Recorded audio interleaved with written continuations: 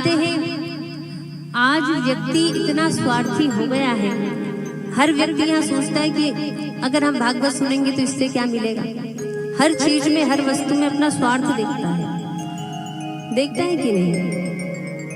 अगर आप किसी से कहो कि भैया चलो 3 घंटे कथा सुनेंगे तो कहेगा भैया कथा सुनने से क्या मिलेगा। लेकिन आप विचार कीजिए, हम हमारे जीवन में ऐसे बहुत सारे कार्य कर रहे हैं जिनके करने से हमको कोई फायदा नहीं है। तंबाकू खाने से कोई फायदा है क्या?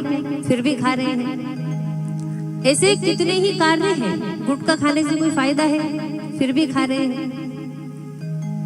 ऐसे हमारे जीवन में अनेक ऐसे कार्य हैं जो व्यक्ति प्रतिपल करता है, इससे कोई फायदा नहीं है, फिर भी कर रहा है। लेकिन जब भगवान की बात आती है तो फायदा ढूंढता है।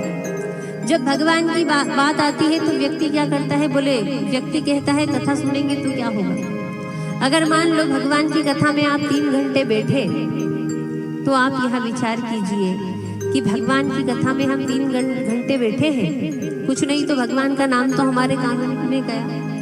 और फिर बोले अगर हम कथा में नहीं आते, घर पर रहते तो 3 घंटे इधर उधर की बातें करते, झूठ झपाट बोलते, इससे तो बच गए।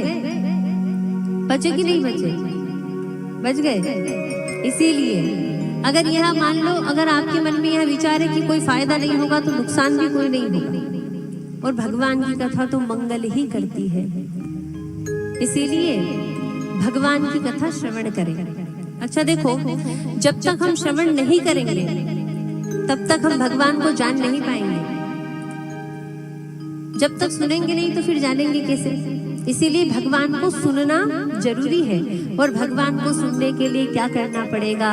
तो कहा अगर भगवान को जानना है, भगवान को सुनना है तो कहाँ बैठे? बोले सत्संग में।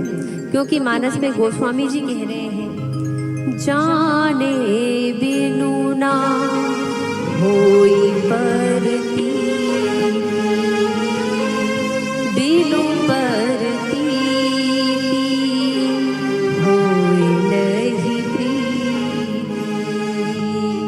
प्रीति बिना नहीं भक्ति दृढ़ाई, प्रीति बिना नहीं भक्ति दृढ़ाई, जिमि खगपति जन के जितनाई,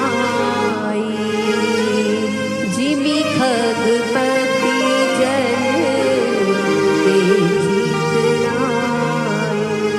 मानस में गोस्वामी जी कह रहे हैं, बोले जाने बिनु ना होई परतीति। भगवान को जब तक नहीं जानेंगे तब तक भगवान से प्रेम होना संभव नहीं है। कैसे प्रेम होगा भगवान से? अगर हमने भगवान को जाने ही नहीं तो भगवान से हमारा प्रेम होना संभव नहीं है। इसीलिए भगवान को जानना है तो सत्संग करना पड़ेगा।